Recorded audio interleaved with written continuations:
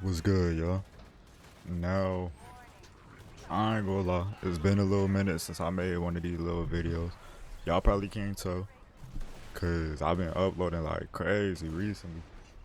But I just been doing a lot of editing recently. I haven't really been recording. You feel me? I went crazy with my recording. I just got done going crazy with my editing. Now we back with it. So with that being said, I might be a little bit rusty. So just give me some time to warm up. I'm gonna get to cooking in this video. But anyways, I've been starting to see in my little time away from recording and in the small time that I have away from editing that people have been overthinking a lot. Now I know this ain't no new thing. Everyone be overthinking. Everyone at least has overthought about something before. But I've been seeing like it's almost like there's this pattern. You feel me?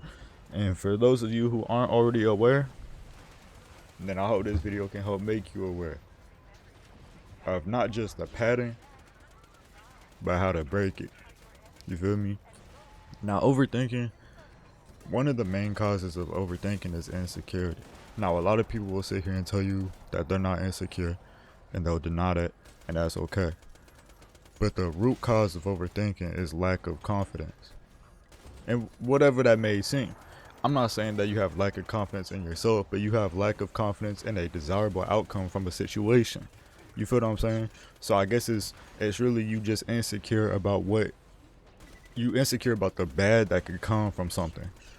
Rather than, I guess, happy about the good that could come from it. I don't know what the opposite would be, but we're gonna dive into that later. But that's one of the root causes, right? So with that being said,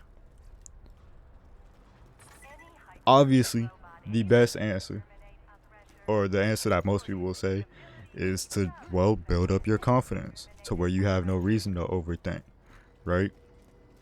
Another form of advice that I've seen a lot about people who make videos on this type of thing is to just accept what you cannot control, right?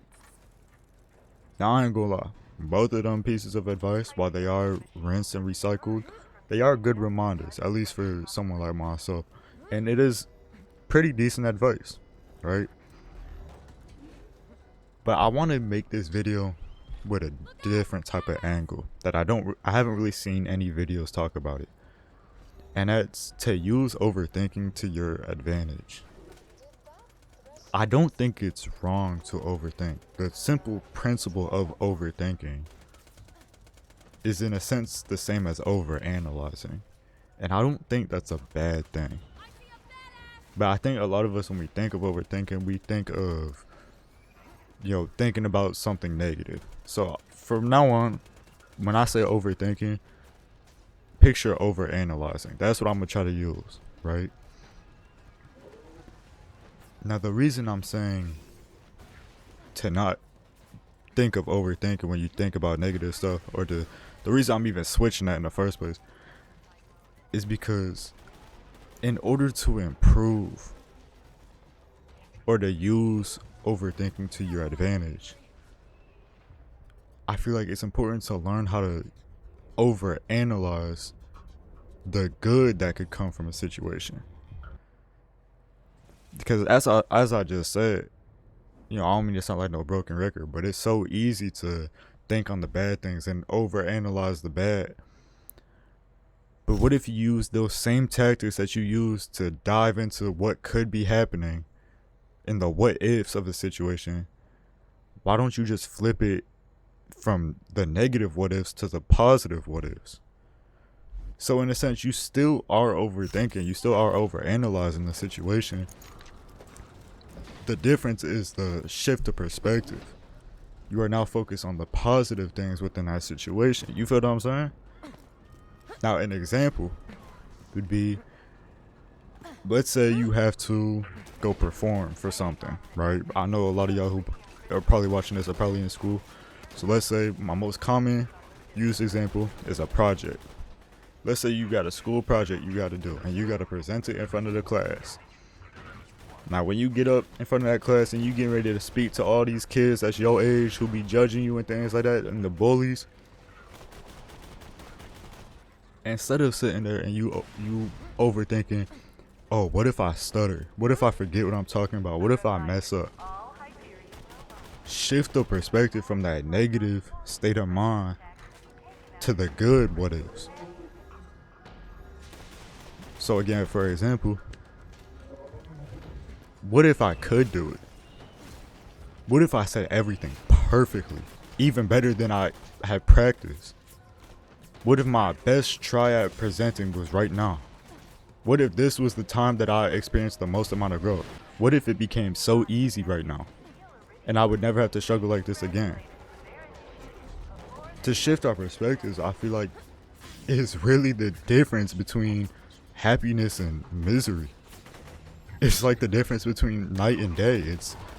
It's world changing. I think it is so important to overanalyze on all of the good that could happen rather than the slight possibility of something negative. Because to me, that just seems like a waste of our energy. Because I don't know about you, but I'm not trying to feel no negative energy all the time. There's already enough that I have to bear myself. And I can assume the same goes for you if you're watching this video. So stop spending all that precious time in those moments of possible peace in your head thinking about the what ifs. Not the what is, but the negative what is.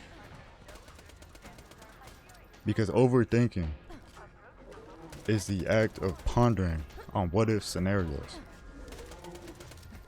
But it's up to you to make the choice on whether those scenarios are good or bad. So I just want to make y'all aware it is possible to focus on the good what is when you're overthinking. I don't think you are wrong for doing it, for overthinking, for overanalyzing things. I feel like that's a really good skill to have. Just change it up a little bit. But alright, y'all, that's it for this one. Y'all have an amazing day.